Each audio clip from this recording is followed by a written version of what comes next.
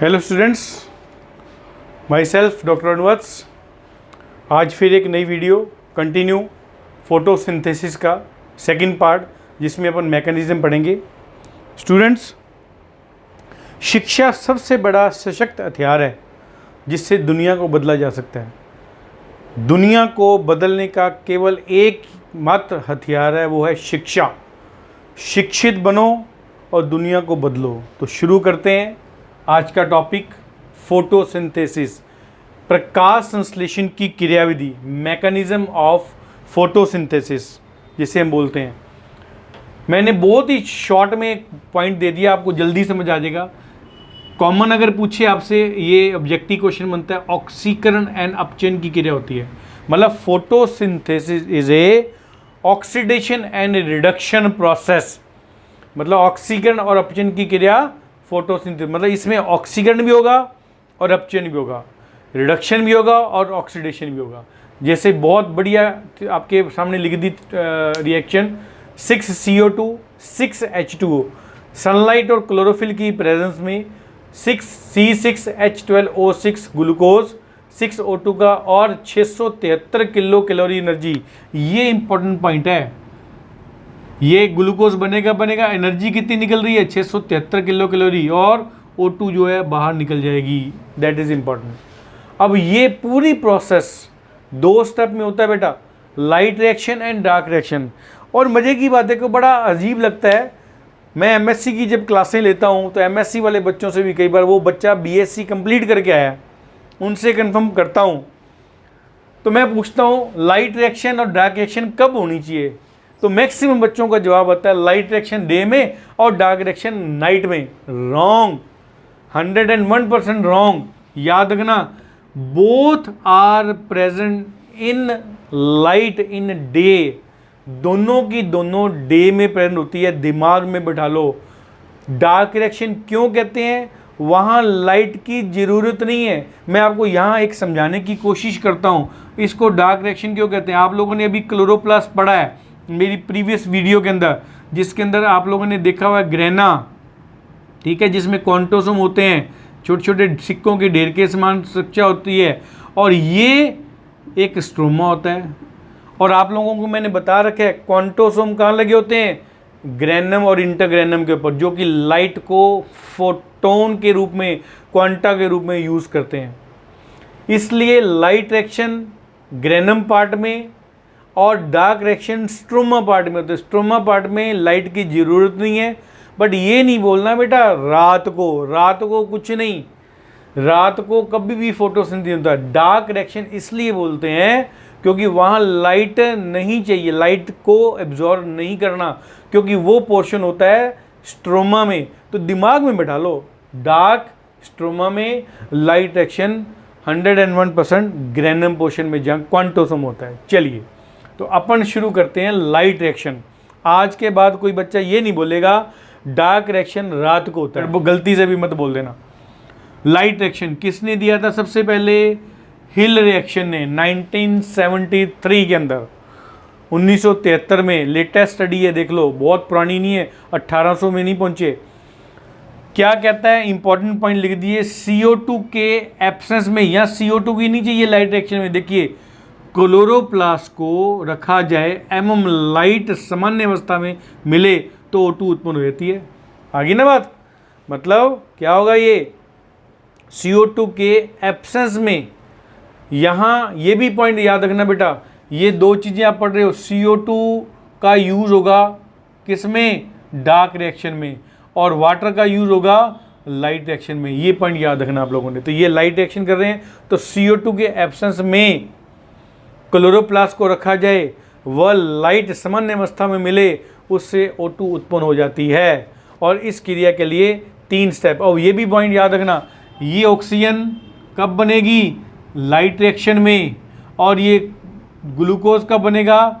Dark reaction में। ये चीज़ें दिमाग में बैठा लो बेटा, छोटी छोटी चीज़ें हैं जो आपको ऑब्जेक्टिव क्वेश्चन भी क्लियर कर देगी।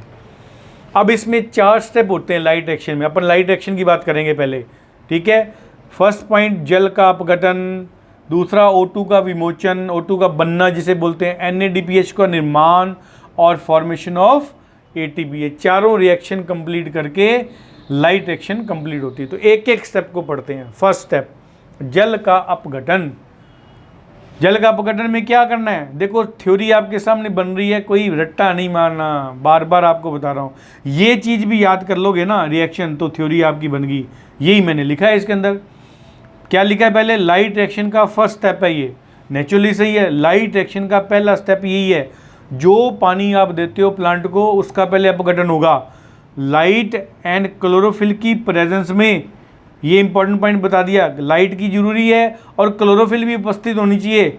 और मजे की बात जो मैं आपको बार बार अभी याद करवा रहा था, यह क्लोरोप्लास्ट के, ये देखो लिखा हुआ है ग्रेनम भाग में होता है बेटा जी, स्ट्रोमा में नहीं है, ग्रेनम भाग में है। तो ग्रेनम भाग में लाइट भी चाहिए, क्योंकि उसमें क्वांटोसोम लगा है, वो फोटोन के रूप में लेगा। कैसे लेगा आगे बताएंगे आपको पूरा डिटेल। तो ग्रेनम भाग में होती है, ठीक है। इसमें क्या होगा, देखो जल टूट कर H पॉजिटिव OH नेगेटिव में बदलता है। ये देखो H2 H positive plus OH negative. बस इस रिएक्शन को याद करो, बाकी थ्योरी लिख दो। कहाँ प्रॉब्लम आ गई, जल का अपघटन। नंबर सेकंड पॉइंट, O2 का विमोचन। O2 का विमोचन क्या होगा, अब इन दोनों पॉइंट को याद रखना, इन दोनों से चलेंगे। यहाँ पहला इसको उठा रहा है OH नेगेटिव को, तो लिख दिया इसमें OH नेगेटिव क्रिया करके O2 बनाता है, क्योंकि O2 किस में है, वो किसके पास है, OH नेगेटिव के पास। तो लिख दिया इसमें सबसे पहले क्या होगा, OH नेगेटिव में से इलेक्ट्रॉन अलग हो जाएगा और OH अलग हो जाता है। इलेक्ट्रॉन को निकालना जरूरी है ना ऑक्सीजन बनाने के लिए। तो ये OH अब क्रिया करके O2 व वाटर का निर्माण कर देता है, और ये O2 जो वायुमंडल में मुक्त हो जाती है। ये देखो जो मैंने बताया था। तो ये देखिए 4OH, यहाँ OH के 4 मॉलिक्यूल यूज हो गए, याद रखना, जिसमें से इलेक्ट्रॉन बाहर निकल गया, 4OH अलग हो गया, 4OH रिएक्शन करके O2 बना दिया और वाटर। देखिए कितना इंपॉर्टेंट है प्लांट। वो आपके लिए पहले ऑक्सीजन दे रहा है, अपना खाना बाद में बनाएगा। पहला मनुष्य के लिए सीखो प्लांट से कुछ, दूसरों के लिए, नॉट मी बट यू, मेरे लिए नहीं, तुम अपने लिए। तो ये अपने लिए पहले काम कर रहा, हमारे लिए, खुद के लिए, ठीक है। तो ये सबसे पहले रिएक्शन में क्या करेगा, ऑक्सीजन निकालेगा। वो कहता है ऑक्सीजन दे दो मनुष्यों को, क्योंकि मनुष्य तो पेड़ लगाते नहीं, ठीक है। तो इसलिए बार बार कहते हैं बेटा पेड़ लगाओ, पेड़ लगाओ, जरूरी है। अब थर्ड पॉइंट में क्या कहता है, NADPH2 का निर्माण। O2 बन गई, ऑक्सीजन, इसका काम कंप्लीट हो गया, OH ने। अब H का ना काम है, क्या होगा, जैसे ही सुनना, O2 निर्माण के बाद, पहले नहीं, ऑक्सीजन बन गई, उसके बाद प्लांट के अंदर NADP नामक को एंजाइम A, अंडरलाइन कर लेना, को एंजाइम ए, ये एंजाइम का निशान होता है, को एंजाइम ए सक्रिय होता है। कब, फिर रिपीट कर रहा हूँ, बार बार सुनते रहना। ऑक्सीजन जब बन गई और बाहर निकल गई वायुमंडल से अपने को यूज़ करने के लिए, तब उसकी प्लांट में NADP नामक को एंजाइम सक्रिय हो जाएगा। वो क्या करेगा, ये NADPH H पॉजिटिव के साथ क्रिया करके NADPH2 बनाता है, ठीक है। क्योंकि ये देखिए ये H पड़ा, ये NADPH2, ये देखो NADPH2H, ये वाला H उठाना है, 2 मॉलिक्यूल उठा लेगा और ये बन गया NADPH2। तो NADPH2 क्या है, लिख दिया हाई एनर्जी मॉलिक्यूल, ATP से भी ज़्यादा बेटा जी। NADPH2 is equal to 3 ATP, बताऊंगा आगे, एक एक चीज़ क्लियर करूंगा। और लिख दिया ये दिन में के समय बहुत अधिक मात्रा में बनता है, दिन में बनता रहता है, बनता रहता है, याद रखना, क्लियर। तो दैट इज द NADPH2। देखो बेटा जल का जो अपघटन हुआ था, जिसमें H पॉजिटिव OH नेगेटिव बने थे, रिपीट कर रहा हूँ, दोनों का यूज हो गया। OH नेगेटिव ने बना दिया ऑक्सीजन और H ने मिलकर बना दिया NADPH2, दोनों ने अपना अपना काम कंप्लीट कर दिया। अब last and most important point है लाइट रिएक्शन का, जो सबसे इंपॉर्टेंट है वो है फॉर्मेशन ऑफ ATP। याद रखना, ये भी ऑब्जेक्टिव क्वेश्चन आता है, what is the mean by photophosphorylation. तो फोटोफॉस्फोरिलेशन का मतलब क्या होता है, फॉर्मेशन ऑफ ATP, ATP का निर्माण, फोटोफॉस्फोरिलेशन, याद रखना बेटा। अब क्या बताया, आर्नन साइंटिस्ट का नाम याद रखना, और उनके सहयोगियों ने लाइट रिएक्शन पूरी तो दी थी हिल ने, परंतु इसका पॉइंट दे दिया था आर्नन ने, जो जिसको बोलते हैं फोटोफॉस्फोरिलेशन, ठीक है। आर्नन व सहयोगियों ने 1914 में बता दिया था। इस क्रिया को ATP का उत्पादक कहते हैं, और ये 2 स्टेप से क्लियर होती है। साइक्लिक फोटोफॉस्फोरिलेशन, चक्रीय फोटोफॉस्फोरिलेशन और नॉन साइक्लिक फोटोफॉस्फोरिलेशन, अचक्रीय फोटोफॉस्फोरिलेशन। तो सबसे पहले स्टेप करेंगे cyclic photophosphorylation. Cyclic and non cyclic photophosphorylation दोनों को पढ़ते हैं। थ्योरी आपके सामने डायग्राम बना हुआ है, इसी के अकॉर्डिंग आपने बेटा थ्योरी लिखनी है, थ्योरी को रट्टा नहीं मारना कभी भी। तो साइक्लिक फोटोफॉस्फोरिलेशन में क्या करना है, साइक्लिक है तो इसका मतलब जहाँ से स्टार्ट होगा वहीं आके ख़त्म होगा, इसलिए उसको कहते हैं साइकिल। जैसे सनलाइट में सबसे पहले बात करूं, सनलाइट से PS फर्स्ट एक्टिवेट होता है और सनलाइट से क्या करेगा वो P700 टाइप की जो तरंग दैर्ध्य है उसको अवशोषित करेगा।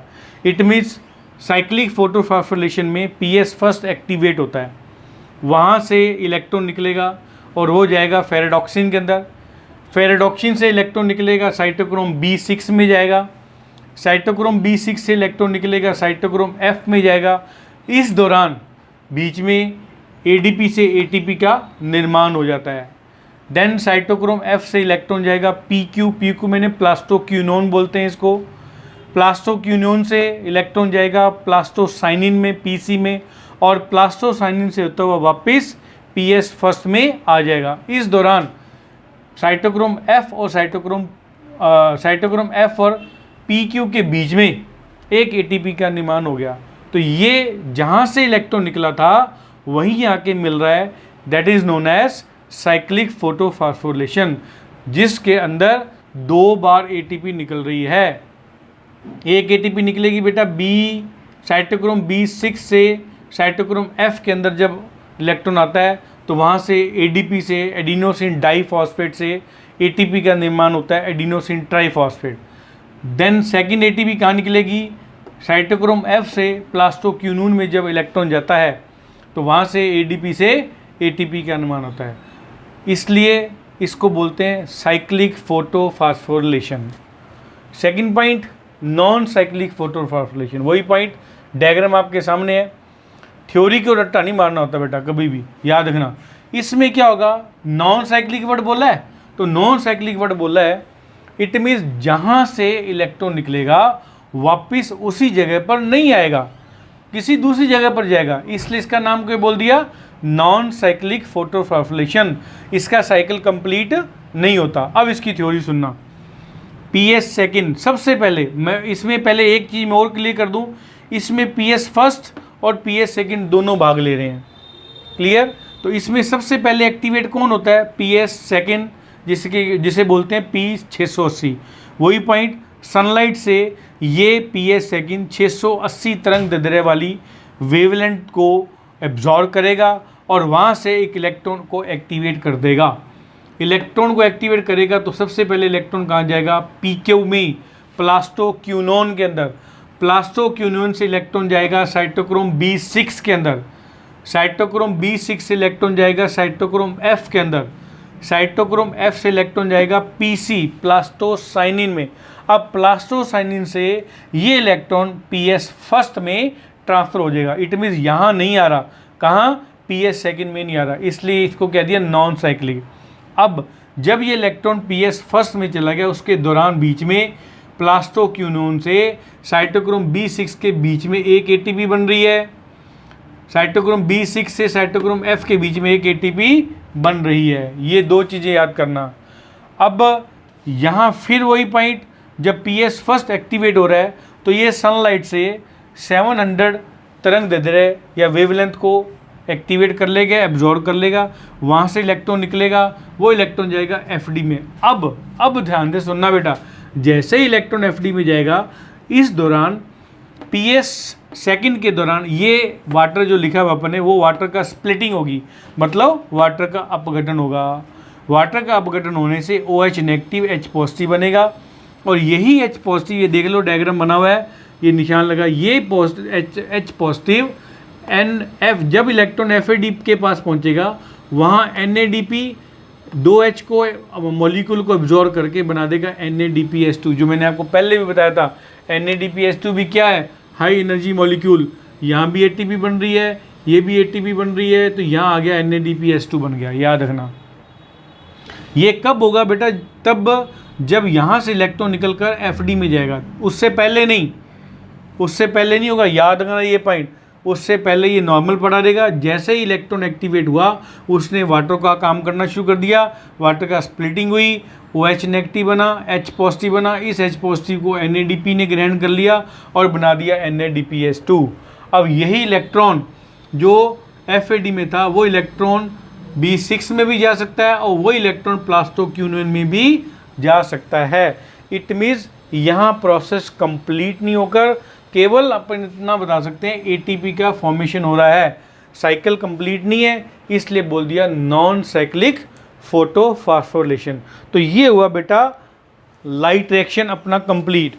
क्या क्या पढ़ा था मैं आपको एक बार फिर रिपीट कर देता हूँ। पहला पॉइंट पढ़ा था जल का अपघटन, दूसरा पढ़ा था O2 का विमोचन, तीसरा पढ़ा था अपने NADPH2 का निर्माण, एंड फोर्थ ये आपके सामने है फोटोफॉस्फोरिलेशन।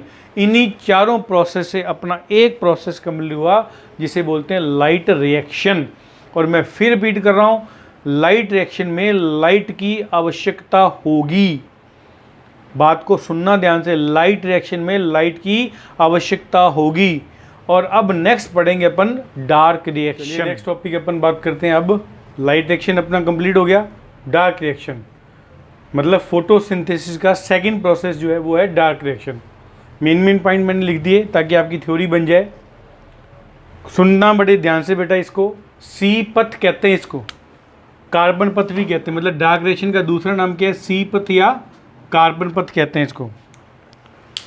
ठीक है, अब इसमें क्या क्या यूज होता है लिख दिया। इसमें साइक्लिक रिएक्शन से बने उत्पादों द्वारा CO2 के अपचयन से शुगर का निर्माण होता है। मतलब जो अभी अपन ने पढ़ा था cyclic and non cyclic reaction, तो साइक्लिक रिएक्शन से बने जो प्रोडक्ट होते हैं उनके द्वारा CO2 का अपचयन होगा, उससे शुगर बनती है। ये मतलब दोनों का रिलेशन है। जो प्रोडक्ट लाइट रिएक्शन में बने हैं वो यहाँ यूज होंगे डार्क रिएक्शन में, इसलिए लिख दिया। लाइट की आवश्यकता नहीं होती, बार बार बताता हूँ मैं, डार्क रिएक्शन में लाइट की आवश्यकता नहीं है, परंतु होगा ये डे टाइम में, डे टाइम में होगा। इट मीन सारी की सारा प्रोसेस कहाँ होगा? स्ट्रोमा भाग में। ये दिमाग में बैठा लो। ये लाइट रिएक्शन ग्रेनम भाग में जो अपन पढ़ चुके हैं, डार्क रिएक्शन स्ट्रोमा पार्ट में। स्ट्रोमा पार्ट में किसी प्रकार का क्वांटोसोम नहीं है, इसलिए लिख दिया यहाँ लाइट की आवश्यकता नहीं होती है। ठीक है, परंतु देखो मजे की बात, लाइट रिएक्शन के प्रोडक्ट कौन कौन से थे बेटा? ATP और NADPH2 का यूज होता है इसके अंदर। उसके प्रोडक्ट जरूर यूज होंगे, लाइट चाहे यूज हो ना हो। दो साइकिल इसमें प्रेजेंट होते हैं, दोनों को पढ़ेंगे, C3 साइकिल और C4 साइकिल। तो पहले हम बात करते हैं C3 साइकिल की, जिसको नॉर्मल वो में आप पढ़ते आ रहे हैं +1 +2 लेवल में भी। केल्विन साइकिल ये वही है बेटा। देखो लिख दिया, केल्विन व बेंसन ने 1946 में केल्विन साइकिल को दिया था, इसलिए इसका नाम दे दिया केल्विन साइकिल। C3 साइकिल को 1946 में दिया था। और इसको अब इस पॉइंट को सुनना, इसने क्या किया? सबसे पहले क्लोरेला नामक शैवाल पर काम किया। क्लोरेला एक एल्गी होती है, उस एल्गी पर काम किया। क्या किया मैं आपको याद कराता हूँ, आपने प्रीवियस वीडियो में देखना। जैसे रूबेन एंड कॉमेन ने क्या किया? अपना खुद का पानी बनाया। कौन सा पानी बनाया? उसके अंदर स्पेशल प्रकार के आइसोटोप लगा के ऑक्सीजन में, तो पता लगाया भी CO2 या वाटर से ऑक्सीजन निकलती है, तो उसने पता लगा लिया वाटर से ऑक्सीजन निकलती है। इसने क्या पता लगाया भी शुगर किससे निकलती है, शुगर में कौन सा प्रोडक्ट है, तो पता लगाया CO2 से आगे जितने भी रिएक्शन बनते हैं वो सारे इसमें काम आते हैं। कैसे? उसने रेडियो एक्टिव कार्बन युक्त CO2 का निर्माण किया। बात को ध्यान रखना, जैसे उसने रूबेन कॉमेन ने वाटर का निर्माण किया था ना, इसने क्या किया? रेडियो एक्टिव कार्बन युक्त CO2 बनाया और उसको प्रवेश करवा दिया, एंटर करवा दिया। लाइट रिएक्शन में पहले करवा दिया, बाद में नहीं, क्योंकि जब स्टार्ट हुआ था लाइट रिएक्शन के दौरान ही उसने प्रवेश करवा दिया। अब उसने इसको धीरे धीरे रिएक्शन को देखा। क्या रिएक्शन को देखा? भी इसके अंदर डिफरेंट टाइप के प्रोडक्ट बन रहे हैं, और जिन तत्वों पर ये लिख दिया, जिन तत्वों पर रेडियो एक्टिव कार्बन था उनकी क्या किया? उसने एक श्रृंखला बना दी उसने पूरी की पूरी, और बताया, क्या बताया? कि ये रेडियो एक्टिव कार्बन ही शुगर का निर्माण या सहयोग करने में काम आते हैं। तब पता लगाया भी वास्तव में ये जहाँ जहाँ ये रेडियो एक्टिव कार्बन पड़ा था, और वो ऑटोमेटिक श्रृंखला के रूप में काम आता है, जो आगे अपन पढ़ेंगे ये श्रृंखला आगे। उसने ये कंफर्म कर दिया कि CO2 को जब प्रवेश करवाएंगे वही CO2 आगे प्रोडक्ट का काम करेगी। कौन से प्रोडक्ट का? शुगर का। इस मीट में क्लियर हो गया। लाइट एक्शन के दौरान वाटर का यूज़ होकर ऑक्सीजन बन गई थी, यहाँ CO2 का यूज़ होकर पूरे शुगर का निर्माण हो जाएगा। अर्थात ये देखो CO2 के यूज़ से शुगर का निर्माण होता है, लिख दिया। अब इसी कार्य के लिए इतना बढ़िया काम किया इस बंदे ने, तो इस कार्य के लिए केल्विन को 1961 में नोबेल प्राइज़ मिला। यहाँ बच्चा फिर कन्फ्यूज होता है, काम तो किया था केल्विन और बेंसन दोनों ने, परंतु बेटा ये जो काम किया ना, कार्बन की श्रृंखला बनानी, उसको रेडियो एक्टिव कार्बन बनाना, ये अकेले केल्विन ने किया था। और उसने बताया था भाई ये वास्तव में एक प्रकार का CO2 ही इसमें हेल्प करती है, इसलिए उसको अकेले को प्राइज़ मिला था। 1961 में नोबेल प्राइज़ मिला था। अब इसके 4 स्टेप हैं। कौन कौन से? पहले नाम पढ़ लो, कार्बोक्सिलेशन या CO2 का जमाव, अपचयन, जिसके नेक्स्ट पॉइंट देखें, रिडक्शन जिसे बोलते हैं, समावयता, आइसोमेरिज्म या हेक्सोस का निर्माण, एंड नंबर 4 पॉइंट है राइबोलोज 5 फॉस्फेट का निर्माण। ये 4 स्टेप अपने को स्टडी करने हैं। अभी यहाँ केवल 2 स्टेप पढ़ेंगे। पहला स्टेप क्या है? कार्बोक्सिलेशन और CO2 का जमाव। मैं फिर बार बार कहता हूँ, रट्टा नहीं बेटा, केवल इन रिएक्शंस को याद करते हैं। जो रिएक्शन मैं दे रहा हूँ उसको लिख लिख के याद करते जाओ, थ्योरी अपने आप बनती जाएगी। देखो आपके सामने है, आपने मान लो ये रिएक्शन याद कर ली, तो क्या लिखना है? रिएक्शन लिखने के बाद RUDP, जिसका फुल नेम लिख दिया मैंने, देखो दिक्कत नहीं आएगी, राइबुलोज डाइफॉस्फेट CO2 के साथ क्रिया करके सर्वप्रथम अस्थाई कीटो एसिड का निर्माण करता है, जो अस्थाई होता है, अनस्टेबल। इसको स्टेबल बनाने के लिए ये कीटो एसिड जल के साथ क्रिया करके PGA के 12 मॉलिक्यूल बनाता है, 12 PGA का निर्माण करता है, जिसे बोलते हैं फास्फोग्लिसरिक एसिड। क्लियर हुआ?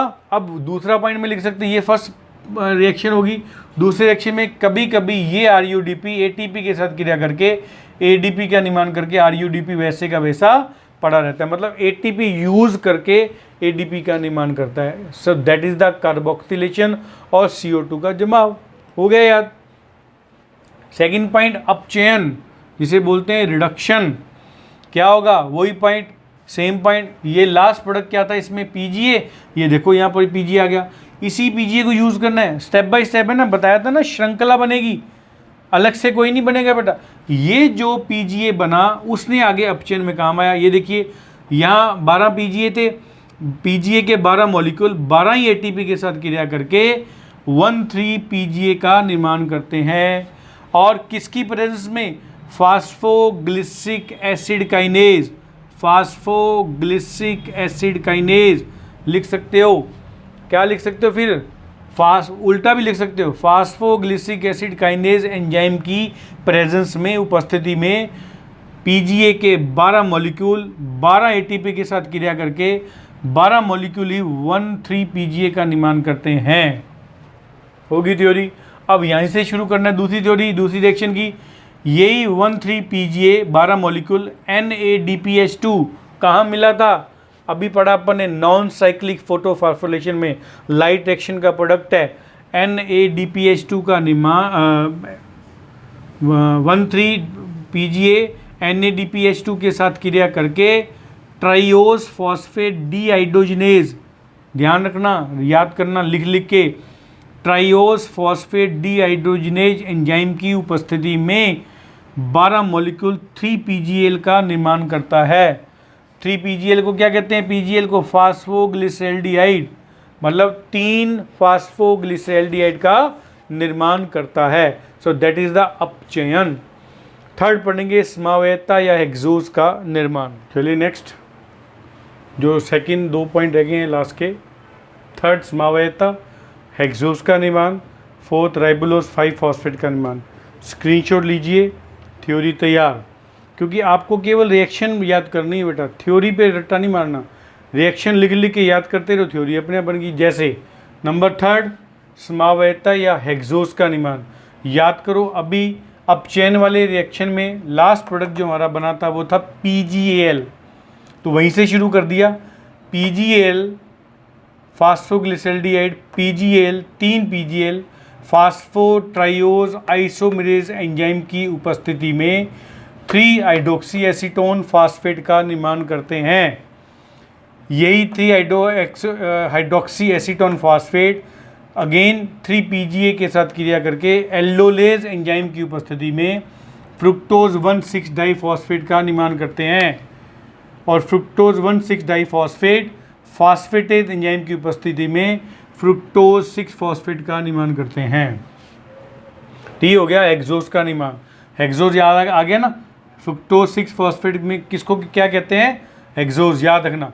तो जैसे PGL से शुरू किया और लास्ट में फ्रुक्टोज 6 फॉस्फेट, तो यही आगे फ्रुक्टोज 6 फॉस्फेट से आगे शुरू हो जाएगा।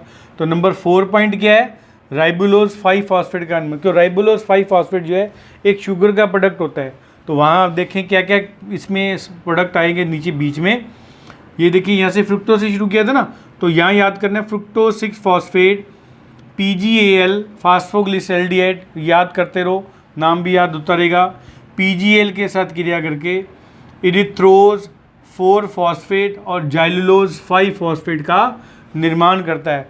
इनमें से इरिथ्रोज 4 फॉस्फेट PGL फास्फोग्लिसल्डिहाइड के साथ क्रिया करके स्यूडोहेप्टुलोज 1,7 डाइफॉस्फेट, रिपीट कर रहा हूँ, स्यूडोहेप्टुलोज 1,7 डाइफॉस्फेट का निर्माण करता है। देन अगेन स्यूडोहेप्टुलोज 1,7 डाइफॉस्फेट क्या काम करेगा, डायरेक्ट स्यूडोहेप्टुलोज 7 फॉस्फेट में कन्वर्ट हो जाएगा। अगेन स्यूडोहेप्टुलोज 7 फॉस्फेट फिर PGL के साथ क्रिया करके फास्फोग्लिसल्डिहाइड के साथ क्रिया करके राइबोलोज 5 फॉस्फेट और जाइलुलोज 5 फॉस्फेट का निर्माण हो जाता है। तो ये राइबोलोज 5 फॉस्फेट बन गया बेटा। अब इसको भी इसी में कन्वर्ट करना है। ये देखिए जाइलुलोज 5 फॉस्फेट अगेन राइबोलोज 5 फॉस्फेट में कंप्लीट हो जाता है। So that is the 12 reaction. अभी पढ़ा था ना शुरू में केल्विन ने क्या बताया था, इसकी श्रृंखला बताई, तो ये श्रृंखला बना दी भी। इसके अंदर टोटल मेन 12 रिएक्शंस होती हैं। इन्हीं 12 रिएक्शंस में लास्ट में डार्क रिएक्शन के अंदर राइबोलोज 5 फॉस्फेट, जिसे हम शुगर कहते हैं, शुगर का निर्माण हो जाता है। So that is the dark reaction.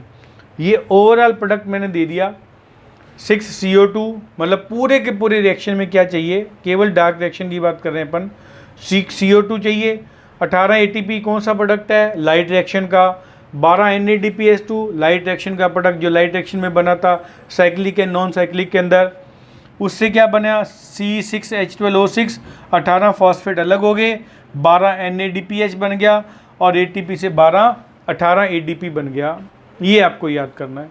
ये ओवरऑल प्रोडक्ट दे दिया। अल्टीमेटली हमारा बेटा C6H12O6 शुगर का निर्माण होना है जो राइबोलोज 5 फॉस्फेट के रूप में प्लांट में इकट्ठा हो जाता है। So that is the dark reaction. अब मैं इसका साइकिल बताता हूँ। नेक्स्ट देखेंगे डार्क रिएक्शन का साइकिल। चलिए नेक्स्ट C3 साइकिल का जो मैंने आपको भी बताया था, रिएक्शन अपनी कंप्लीट है। अब साइकिल एक ओवरऑल साइकिल बनाया है। जैसे मैंने आपको पहले बताया CO2 का यूज़ होगा ना यहाँ इसके अंदर, तो ये CO2 PGL में जाएगी फास्फोग्लिसल्डिहाइड में, उससे PGA बना। ये पॉइंट याद रखना, ये एरो का निशान लगेगा। PGA के बाद ये शॉर्ट में बनाया है, इसके अंदर ट्राइओस फॉस्फेट बनता है NADPH2 और ATP की प्रेजेंस में। इस ट्राइओस ये तो कभी या तो डायरेक्ट पेंटोस फॉस्फेट में बदल जाएगा या ट्राइओस फॉस्फेट से हेक्सोस डाइफॉस्फेट बनेगा। उस हेक्सोस डाइफॉस्फेट्स के 2 पार्ट बन जाएंगे, पेंटोस फॉस्फेट और टेट्रोस फॉस्फेट। हमें पेंटोस से मतलब है, ठीक है, तो टेट्रोस फॉस्फेट भी हेप्टुलोज फॉस्फेट में बदलेगा, ये हेप्टुलोज फॉस्फेट वापस पेंटोस फॉस्फेट में बदल जाएगा। रिएक्शन को कंप्लीट करने के लिए पेंटोस फॉस्फेट वापस PGL के पॉइंट ऑफ में रिएक्शन करेगा ATP की प्रेजेंस में, और ये प्रोसेस प्रॉपर चलता रहेगा। So that is the C3 cycle. Repeat कर रहा हूँ, CO2 PGL से रिएक्शन करेगा, जो पढ़ना इसी वीडियो में देखना शुरू में, PGL से PGA बनेगा, PGA से ट्राइओस फॉस्फेट। यहाँ थोड़ा ध्यान रखना, मैंने पूरा डिटेल ना बनाकर इसके शॉर्ट दे दिए, ट्राइओस है, हेक्सोस है या हेप्टुलोज है। तो ट्राइओस फॉस्फेट पहला पॉइंट डायरेक्ट भी बन सकता है, नहीं बनेगा कोई बात नहीं। हेक्सोस डाइफॉस्फेट से 2 पार्ट बन जाएंगे, पेंटोज और टेट्रोज। पेंटोज तो पड़ा है क्योंकि पेंटोज हमारा मेन है, टेट्रोस कभी कभी हेप्टुलोज फॉस्फेट में बदलेगा और उससे पेंटोस फॉस्फेट बदल जाएगा। तो इस पेंटोस से पीजीएल वापस बनकर अगेन प्रोसेस ये चलता है, पीजीएल बन गया, फिर अगेन CO2 आया, उस CO2 ने फिर पीजीएल में चला गया। इस प्रकार ये प्रोसेस धीरे धीरे चलता रहेगा और ये पेंटोस शुगर जो है जिसे हम बोलते हैं फॉस्फेट शुगर, ये प्लांट में स्टोर होती रहेगी, ये धीरे धीरे धीरे स्टोर होती रहेगी और प्लांट के लिए यूज़ होती है। So that is the dark ration का C3 साइकिल। ठीक है, नेक्स्ट वीडियो में, आज की वीडियो में इतना ही बेटा। नेक्स्ट वीडियो में अपन लेंगे C4 साइकिल और आगे बैक्टीरिया से रिलेटेड जो फोटोसिंथेसिस होती है, कैम साइकिल क्या होते हैं, वो सारा मतलब इसको कंक्लूजन कर देंगे नेक्स्ट वीडियो में। तो आज की वीडियो में इतना ही, क्योंकि फिर ये वीडियो ज़्यादा बड़ी हो जाएगी। सेम पॉइंट बेटा, मैंने जैसे आपको वायदा किया है, जल्दी से जल्दी मैं आपके BSc 3rd ईयर के सारी वीडियो आपके पास दे दूंगा। चैनल अभी देख रहे हैं, नया नया स्टार्ट किया है, चैनल को सब्सक्राइब करें, बेल आइकन दबा दें ताकि आपको नोटिफिकेशन जल्दी से जल्दी मिलता रहे।